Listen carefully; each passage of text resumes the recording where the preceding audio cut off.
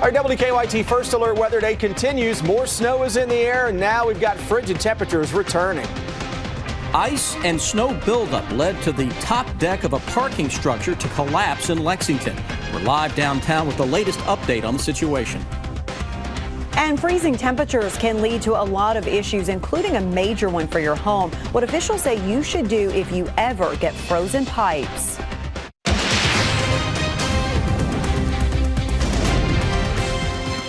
WKYT News starts now with First Alert Weather. Good evening. Another round of winter weather is moving across the state right now. Hopefully the last one, maybe. Let's check in now with Chief Meteorologist Chris Bailey, who is tracking everything that we need to know. Chris, what's the latest right now? Yeah, we've got snow. It's very light, though, across the eastern half of Kentucky. And behind that, the temperature trend is going to be down. So later this evening and through the overnight, we're going to have to deal with some icy conditions redeveloping, a little refreezing out there as temperatures drop for some into the upper single digits. Right now, 30, Moorhead, Georgetown 28, Lexington, Pikeville at 32, where we melted some of that snow. But if you look at those four cams, it is snowing pretty good here from the campus of Moorhead State University, and that's what we're dealing with. Those areas just to the east of Lexington especially are getting in on this latest round of some snow. Back edge of this winter weather advisory, only some light stuff now. Lexington, back to Versailles, Frankfort, Georgetown, into Anderson County.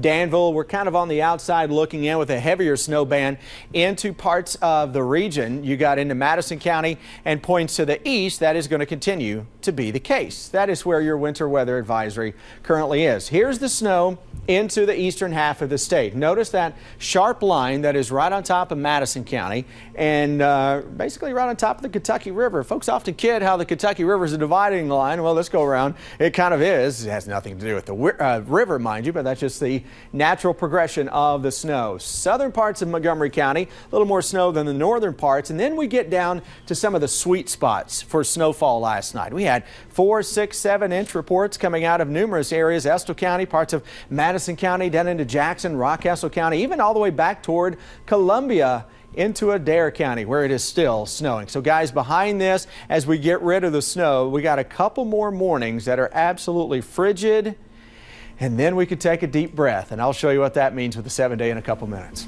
All right.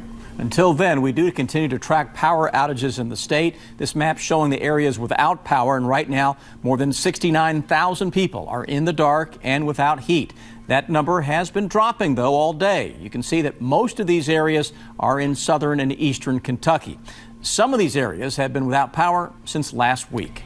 And we know that it has been a complicated and cold job for power crews in southern Kentucky. Linemen there are working long shifts to fix lines and even replace broken poles. And sometimes that takes them into remote and very rural locations. And homeowners are doing what they can to stay warm. WKYT's Phil Pendleton is in Laurel County.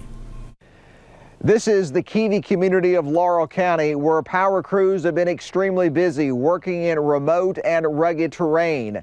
Some people were lucky to see their lights come back on last night, but as of late this afternoon, some people were still waiting. Well, the groundhog didn't lie, did he? It may be 6 more weeks of winter, but just 6 more days without power is tough enough. We just hang around in the room, walk up and down the hall, and walk outside every once in a while, and get a little air, and then back in.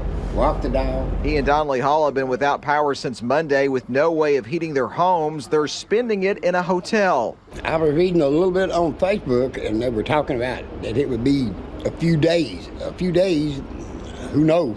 That could be a week. I'm looking where we live, it'd probably be at least a week.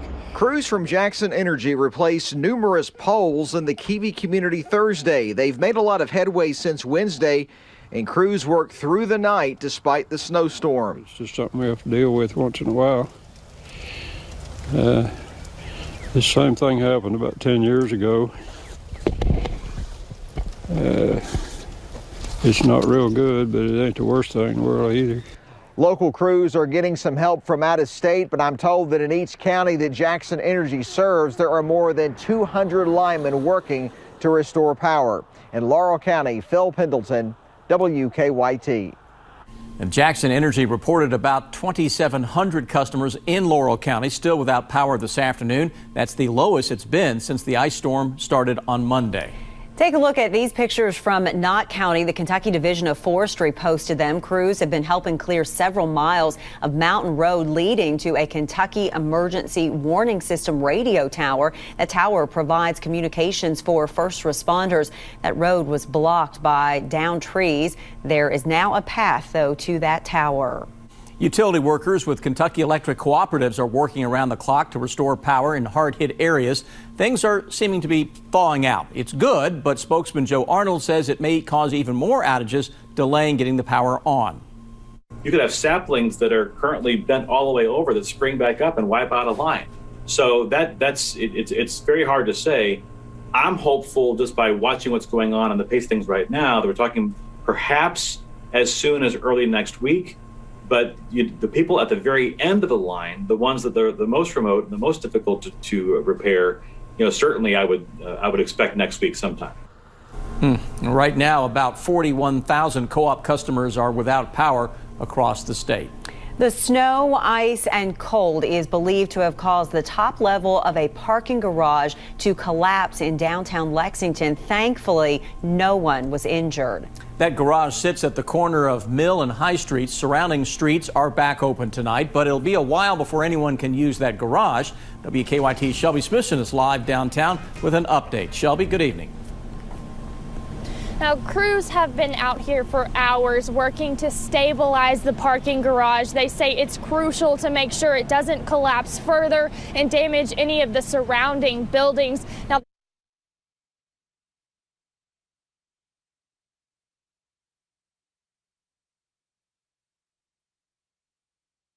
a spokesperson for the company, Ross Bogus, told us it was a horizontal concrete beam that failed, causing the top deck of the parking garage to cave in, and they believe it was the buildup of snow and ice that's to blame.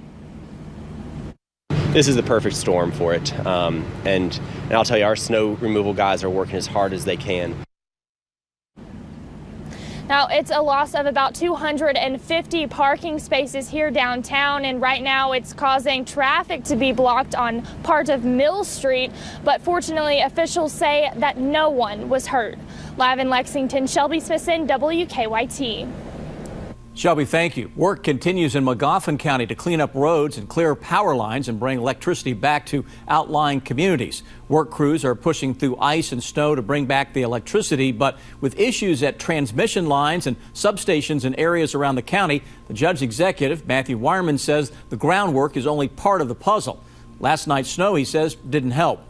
There's all the weight of that heavy, wet snow on top of the ice. We're cutting trees out, and then we're having trees fall back behind us. So we cut our way in, and then we're having to cut our way back out.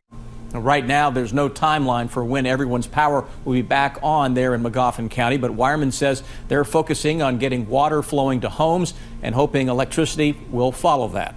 Well, one area of winter preparedness that many people forget about is making sure that your plumbing is protected from freezing. It could save your home from extensive water damage and costly emergency repairs. WKYT's Olivia Russell talked to experts about what steps you need to take to protect your home.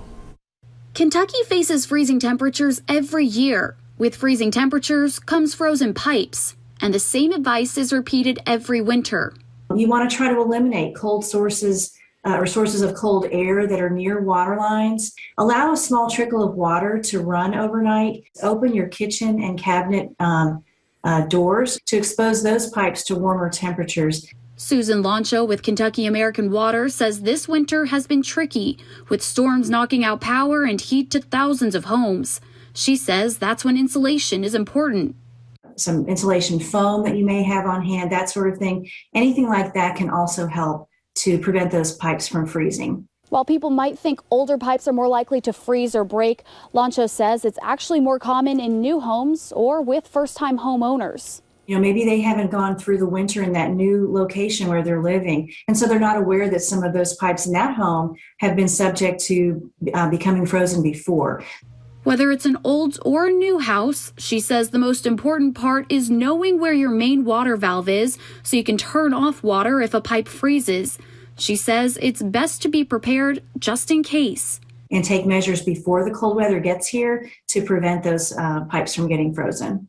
In Lexington, Olivia Russell, WKYT.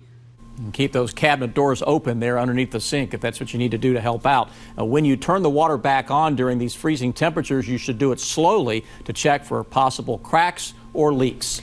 You can stay up to date on this storm anywhere you go and all of the weather. Just download the WKYT First Alert Weather app. It's available for free in the Google Play and Apple App Stores. A hearing continues tonight for a police officer accused of sharing sensitive information during this summer's protests in downtown Lexington. A police review board and Chief Lawrence Weathers recommended termination for Officer Jervis Middleton last fall. City Council will now make the final decision following a hearing. The attorney for the city says Middleton violated multiple department policies when he texted information about police operations and activities to one of the protest leaders. Middleton's attorney said his client is protected by free speech and that his due process was violated. The hearing is expected to last until 9. Council will then go into executive session to make the decision. The Kentucky Lottery is asking for help identifying a suspect or suspects in a series of thefts. They say the suspect is stealing lottery tickets from stores. The thefts happened in Lexington, Nicholasville, and Somerset. They say the man asks for several $100s in scratch-offs, distracts the clerk, then runs off with the tickets. Officials say the suspect is driving an older model Ford SUV. If you know any information, you're asked to call the Kentucky Lottery. Kentuckians are continuing to serve and protect the nation's capital. How long members of the National Guard will be helping Capitol Police? I'm Bill Bryant. State and local governments start adding up the costs of this winter onslaught, and the Secretary of State removes more than 12,000 dead voters from the Kentucky rolls. Coming up. We continue with our WKYT First Alert Weather Day. Hope you're having a great, what are we at, Thursday now? All the days have been running together, so I have to check a calendar every day just to make sure it is that particular day. We are dealing with the third and the final winter storm of the past week. I mean, that is absolutely insane. Still got a little snow that is flying across the region. Moorhead, Georgetown, Lexington, Pikeville, temperatures right at or below the freezing mark. Current readings 28 into Lexington, 30 showing up here into Moorhead, Mount Sterling. Say hello to Jackson, 32 degree thermometer into Somerset. So the snows that are flying in those areas with the 32 degree line right on top of you, that's a wet snow. It's a postcard snow. It's sticking to everything. 21 is the wind chill, and in northern Kentucky, look to our west, though. Owensboro is at 15 for a wind chill. Let's go to London, where the snows are really coming down now, but I'm noticing interstate traffic seems to be moving along pretty well, but you've got all the trees that, as we've been showing you for the past couple of days, were all coated in ice here. Now they've got snow, and it's a heavy, wet snow clinging to those trees, so some additional power outs are even possible with this light brand of snow. Winter weather advisory is out for much of the area through Friday morning, and into eastern Kentucky that snow is going to continue into the wee hours of the morning, and by tomorrow afternoon or tomorrow morning, for the most part, we are done with this. Finally, I'm a winter weather lover, and I've been on Team Spring for a couple of weeks now, and I am really on hashtag Team Spring. To the east of us, that snow continues to roll its way eastbound on 64 down the Mountain Parkway. You're going to run into some snow-covered roads again, snow plows, snow fighters, if you will, have been out just hours and hours of work. Bless them for doing the people's work like that and trying to get the roads clean, and they've done a magnificent job in keeping up with this storm across, especially now into eastern Kentucky. Wave of low pressure right along our boundary. This has a thin, narrow, thin ribbon. Of course it's narrow if it's thin, right? Thin ribbon of snow from Mississippi into Louisiana and into parts of Texas. So it is snowing again in Texas. Future radar gets rid of that stuff over the next few hours. One more little band of some snow flurry action does try to kick its heels up into central Kentucky, but look at this. Through the day tomorrow, we're mainly dry. The models are trying to spit out a little snow flurry action late afternoon tomorrow into tomorrow evening. That is something that is certainly possible, but your temperature tomorrow with a partly cloudy sky going to be generally into the mid and upper 20s. Some of us may come in under 25 degrees, but if you get a hint of sun on Saturday, you can hit 30, a balmy 30 degrees. 40 for a high on Sunday. We're going to melt some of that snow and ice by the time we get into the weekend. One thing you got to keep in mind right now, as we near the end of February, the normal high is 45 to 50. So we're talking about 50 to 55 on Tuesday and Wednesday like it's a heat wave, but it is a relative warm up given where we've been. We'll take it. Yeah, we will. State and local leaders are adding up the cost of all of this winter weather. Bill Bryant has details in today's Bottom Line. Good evening. In a situation like the winter weather emergency, state and local leaders respond first and add up the cost later. But the bill will be coming soon. Governor Beshear declared a state of emergency when the first ice storm hit a week ago, and it continues. Some local governments are also operating under states of emergency and keeping track of their costs. Lexington Mayor Linda Gorton says the city spent around $67,000 in the first few days for private contractors to help deal with snow and ice removal. We'll be watching to see if there's any federal disaster declaration for hard-hit areas in the days to come, but we know this stretches over a lot of the country. Vaccination efforts continue despite the weather challenges. Many have had to reschedule and some have been delayed significantly. Dr. Ryan Stanton, who's a frequent contributor for Wkyt News, says he hopes things can quickly get back on track. He says the vaccines open doors for those who have been fully vaccinated with both shots. Secretary of State Michael Adams has announced that for a second consecutive month, more voters were removed from Kentucky's rolls than added. And that included more than 12,000 dead voters being taken off. After the removals and the new registrations, Democrats outnumber Republicans by less than 90,000 voters statewide. Be safe out there. Bill Bryant, WKYT. Kentucky National Guardsmen and women are still representing the Commonwealth at our nation's capital. The National Guard posted these pictures. Officials say the Guard will continue to help Capitol Police through mid-March. National Guardsmen and women were sent to assist officers there in protecting the Capitol following the deadly riot in January. One Knox County man is back home after a very tough battle with COVID. Coming up, learn more about his road to recovery.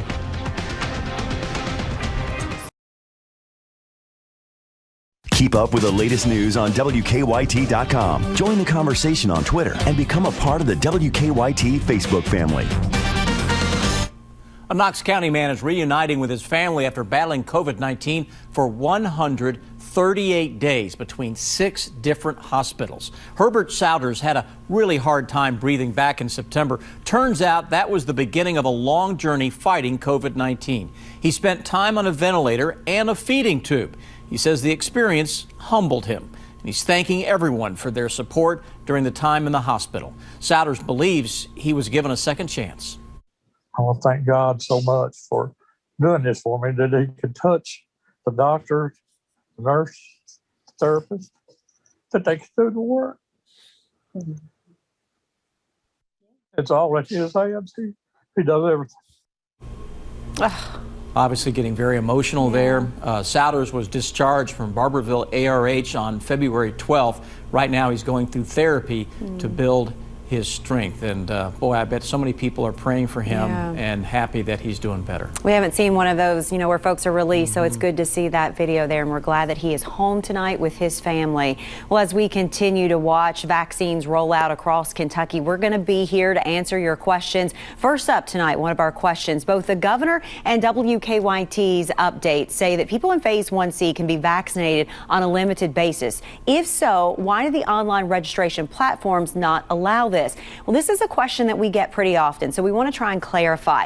Yes, people in Phase 1C may get vaccinated if there are appointments available. The reason the state wants to ensure it uses its available vaccine quickly. As the state clarified its priority list this week, we noticed that some online registration systems started asking for more specific information. This was perhaps to ensure those in the higher priority upper age group have a better chance at getting an appointment. Our next question tonight. I live with my elderly grandfather and I assist him with daily chores and routine. Am I considered a healthcare worker for early vaccination? Well, unfortunately, no. The Kentucky Department for Public Health says it understands everyone's desire to get a vaccine. However, each individual should be vaccinated in the phase in which they belong. The department based that decision limited vaccine supplies and CDC guidance. And for more information from the vaccine team, you can open your smartphone's camera and aim it at the QR code that we have right there for you. The link to the vaccine team page should then pop up. You can always email your questions to us, vaccineteam@wkyt.com. Our winter weather coverage continues as thousands and thousands of Kentuckians remain tonight without power. Stay with us. WKYT News at 6 is next.